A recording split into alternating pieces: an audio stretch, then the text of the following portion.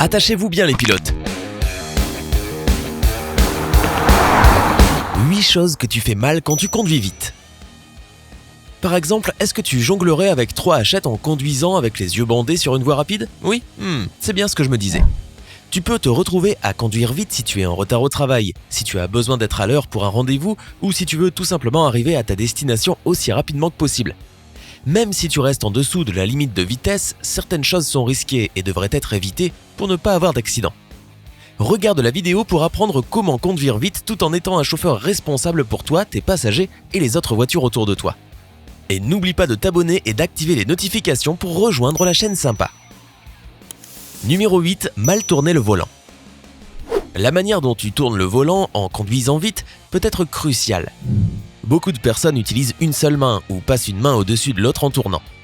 Si tu veux tourner correctement, la bonne technique est de pousser le volant avec ta main gauche et de le tirer avec ta main droite. Si tu conduis vite, le risque est plus grand d'avoir un accident. Tu dois donc penser aux airbags de la voiture et à la manière dont ils s'ouvrent. Si ton airbag se déploie lorsque tu tournes le volant de manière incorrecte, la force de l'airbag pourrait envoyer ta main dans ton visage et te blesser gravement. Pour éviter ça, rappelle-toi de bien utiliser ce mouvement de pousser et tirer. Et même si ça donne un air cool, ne tourne jamais le volant avec la paume de ta main ou juste tes pouces. Numéro 7, avancer en roue libre.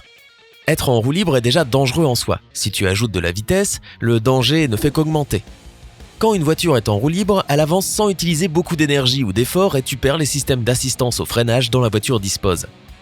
Être en roue libre, c'est lorsque tu gardes la pédale d'embrayage appuyée ou que tu circules en mode neutre. Les accidents arrivent lorsque les conducteurs n'arrivent pas à utiliser l'accélérateur ou les freins et laissent la voiture suivre son élan. Être en roue libre peut faire économiser un peu d'essence, certes, mais tu perdras le contrôle de l'accélérateur. Si tu dois tourner, les roues ne seront plus contrôlées par le moteur et la voiture pourrait tourner trop vite ou faire un virage trop large. Et bien sûr, si tu es en descente, la voiture sera comme en chute libre et accumulera rapidement de la vitesse. Cela te forcera à écraser les freins en espérant retrouver le contrôle de ton véhicule. Numéro 6, ne pas garder tes yeux sur la route. Je suis sûr que tu as déjà entendu ça avant, de la part de ta mère. Ce conseil peut paraître super logique, mais il est encore plus important quand tu conduis vite. Rien ni personne ne devrait jamais distraire le conducteur. Sur 6 secondes, les conducteurs qui envoient un texto ou un message ne regardent plus la route pendant 4,6 secondes. Pendant ce temps, un piéton pourrait traverser la route, la circulation pourrait s'arrêter d'un coup ou un animal pourrait apparaître devant ta voiture. D'autres distractions visuelles comme utiliser un GPS ou essayer de changer la chanson qui passe à la radio peut avoir de graves conséquences. Si tu n'es pas concentré mentalement sur ta conduite, cela peut aussi mener à un accident. Si ton esprit s'évade et que tu penses par exemple à ta liste de courses ou à ton programme de la journée et que tu roules à 80 km/h, tu pourrais rater un panneau stop important ou ne pas réaliser que le feu vient de passer au rouge. Numéro 5, conduire en étant distrait. Quand on pense à la conduite où l'on est distrait, on a d'abord en tête les cas où l'on est sous influence d'alcool ou de drogue. Ou alors ceux où l'on téléphone ou on envoie des messages. Pourtant, écouter de la musique fort peut aussi affecter ton temps de réaction. Une étude du Memorial University de Newfoundland a établi qu'écouter de la musique fort pourrait réduire le temps de réaction d'une personne de 20%. C'est une durée énorme qui pourrait empêcher un accident. Qu'est-ce qui est considéré comme fort ? Environ 95 décibels. En sachant que les radios de voiture peuvent en moyenne atteindre 110 décibels. Certaines peuvent aller jusqu'à 170 décibels.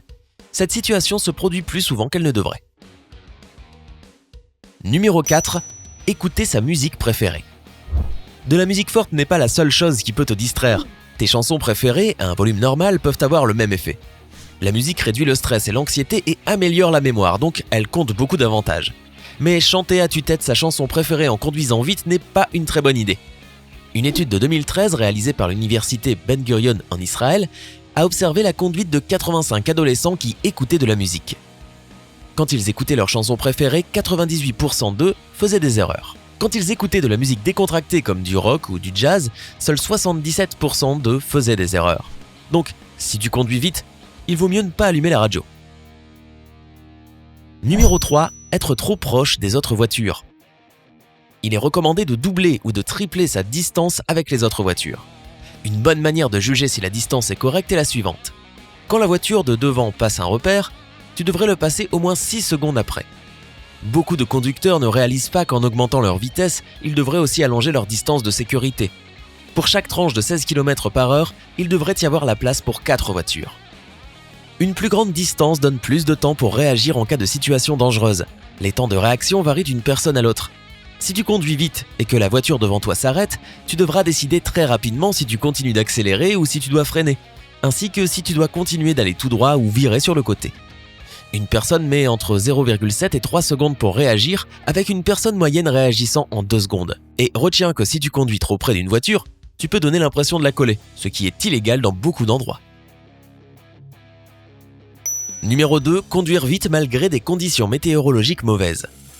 Quand le temps est mauvais, par exemple s'il pleut ou que de la neige tombe en abondance et limite ta visibilité, il est nécessaire de ralentir. Malheureusement, tout le monde ne le fait pas. Les limites de vitesse des routes valent quand les conditions sont idéales, que la route est sèche. Donc, il faut ralentir quand la visibilité est réduite. Même si tu penses pouvoir éviter une plaque de verglas et garder le contrôle de ton véhicule, tu dois aussi prendre en compte les autres conducteurs. Les autres voitures pourraient faire de l'aquaplaning ou s'arrêter soudainement. Si tu conduis vite, tu auras moins de temps pour réagir et tu pourrais paniquer et écraser tes freins. Si tu conduis dans la neige, tes freins pourraient alors perdre leur capacité d'adhésion et tu n'aurais plus aucun contrôle. Freiner prend 4 à 10 fois plus de temps sur la neige que sur un goudron sec.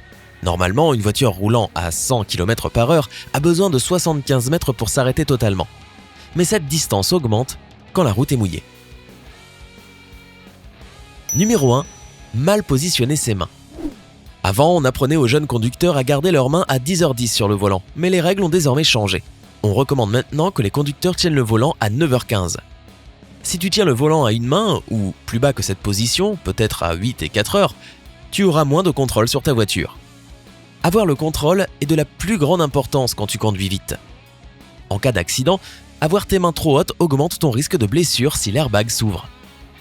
N'oublie pas que ta sécurité ne peut être garantie si tu roules au-dessus des limitations de vitesse. Mieux vaut arriver un peu en retard à tes réunions plutôt que risquer d'avoir un accident. Comme on dit, on n'est jamais trop prudent. Alors, membres de la chaîne Sympa, est-ce que vous avouez faire une de ces choses? Dites-nous dans les commentaires. Et n'oublie pas d'aimer et de partager cette vidéo avec tes amis et de t'abonner pour rester avec Sympa.